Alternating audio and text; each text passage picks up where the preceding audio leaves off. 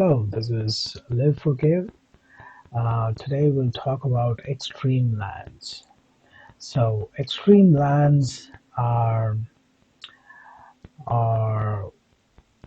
one of the type of lands which give exclusively one shard per day.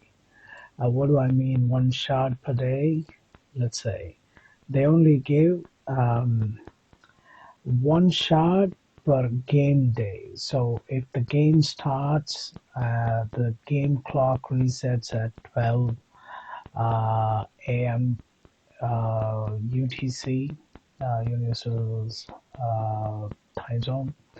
Uh, so from there to for the next 24 hours, it will give one of these shards. Whatever shards you see here, it will give one of these shards except for the design bugs.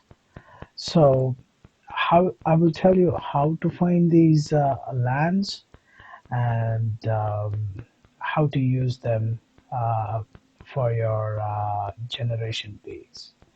The reason why I say how to use them for generation bees is because you cannot hunt extreme lands with Gen Z bees.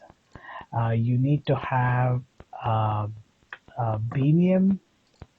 Once you have Beanium, you will have something like this. It says, which gives you access to hunt on extreme lands. So every day, if you have a sonar bus running, every day this resets when the game day starts, and you can see a certain number of one, two, three, because this is a epic sonar bus, so I will get more lands. You can check the other video about that. So I've explained like what rarity gives how many lands. You can read those things as well.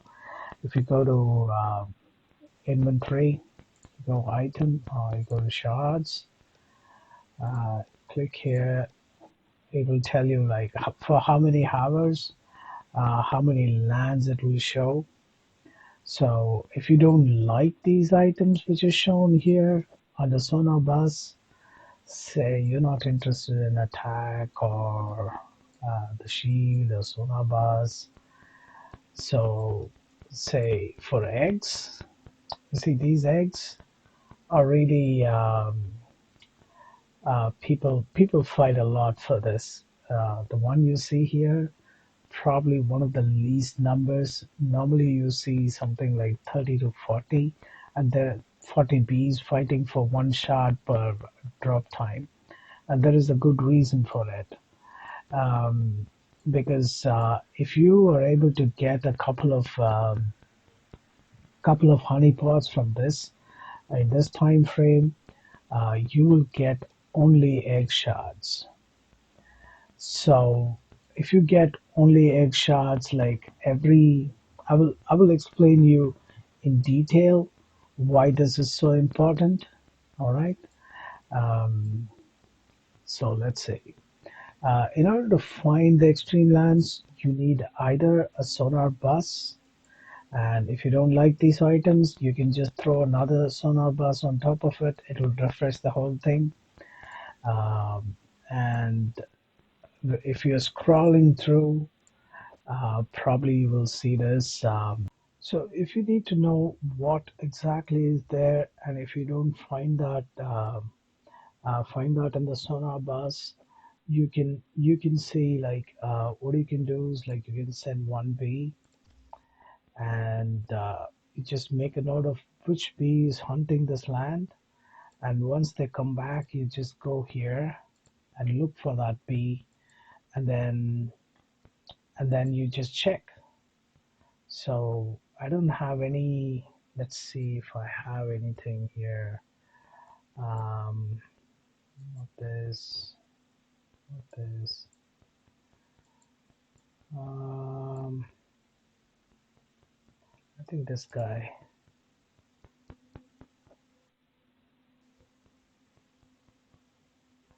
Hmm. I think this.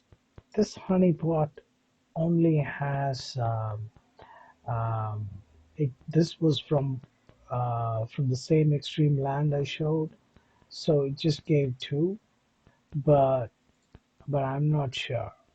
It's mostly better than this. Let's say this. So this is the normal honeypot. You get a lot of different things, but in an extreme, when hunting in an extreme land, you just get one specific um, shard, and if you hunt with the Gen C B, when you have BMM, say for example, that was a capacity shard which we, okay, let's see, I will give you an example. So I can actually send, uh, what is an example? Okay, I can actually send a Gen Z B since I have BMM and get capacity Gen Z shards, just capacity Gen Z shards by hunting the extreme. So that's one way. Either you use sonar bus or you send a single bee to find out what's there in that particular land. All right, the information on it. So this land will work normal for harvesting, but for hunting, this will only give one particular shot for the whole day. So yesterday I was able to find a land for 11 shard. Like I think I got like 150 shards or something like that in less than few hours. Like three pots or four pots. We'll check all that. So all you have to do to know what these things are, you just click on the question mark on the top, and then you go to support, and then you search what is an extreme land. Extreme. Okay, so there is a um, document which says can I find, so that will explain the sonar bus, and here we will find what is the difference. We'll read through this. Lands have either a normal or an extreme climate. The difference between a normal and an extreme climate land is really important when you're hunting. It doesn't impact harvesting, just like I said. Okay. Each game day, extreme lands are randomly assigned a single type of shards. So there is no difference between which zone the extreme land is. It's all the same. It can be a zone 1 for an queen egg shard or a zone 8 with just a sonar bus. So let's let's be clear about that. Every hunt on the land will return the same type of shard for the entire day. Quantity will differ. Quantity will differ because the honey pot will be different. So if it is a common honey pot, you will get lesser number of shards. Or if it is a legendary legendary honey pot, you will get more of those shards. So we will go through that after reading this. Okay. Okay. When the game ends, or the game day ends, each extreme land will be assigned a new type of shard that will produce the next 24 hours. Okay.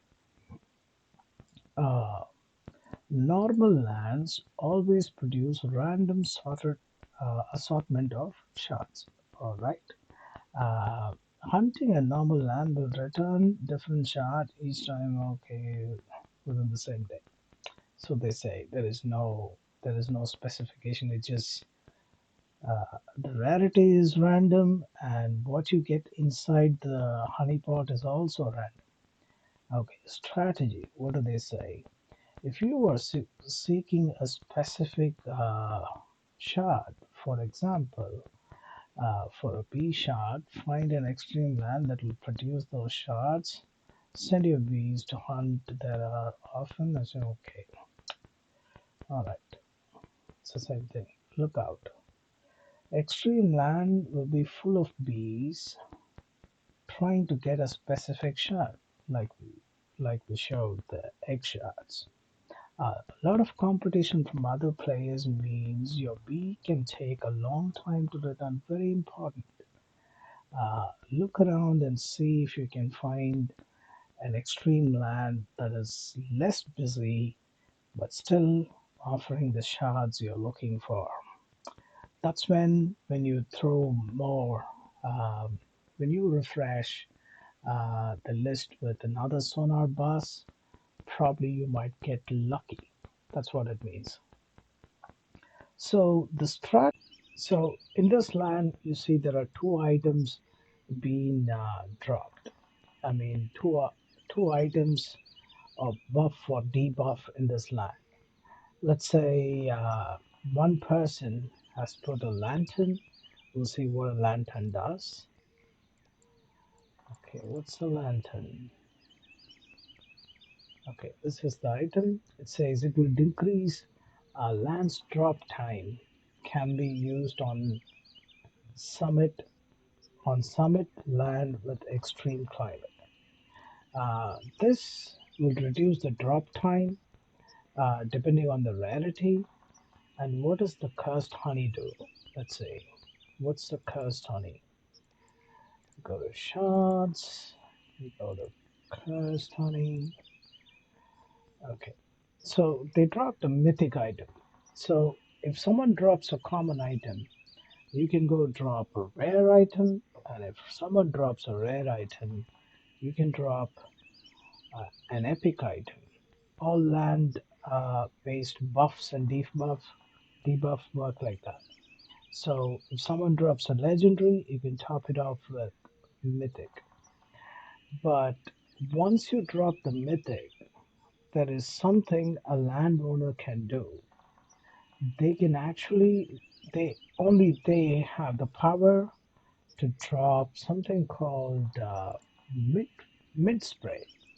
They have to use a mythic mint spray, and then they can throw their own debuff or buff depending on what they want. If they so if when they drop uh, a mint spray, you cannot apply, especially like when they drop a mythic mint spray, you cannot apply or you cannot apply a poison bomb or a cursed honey. A cursed honey is dropped basically to give you an advantage over the other bees. So if someone has dropped a mythic cursed honey, you have 50% advantage over the other bees, meaning the luck of unowned bees. Let's say in this example, so there are 14 bees. Let's say seven bees belong to uh, this person, the brown police, and seven bees belong to Minnie. So Minnie will have like 50% advantage over this person's bees or any other bees which comes to land. If I add my bee, say my luck is at 560, and that will be cut by half. So I'm operating with lesser stats to gain that honeypot. So that's something to be noted.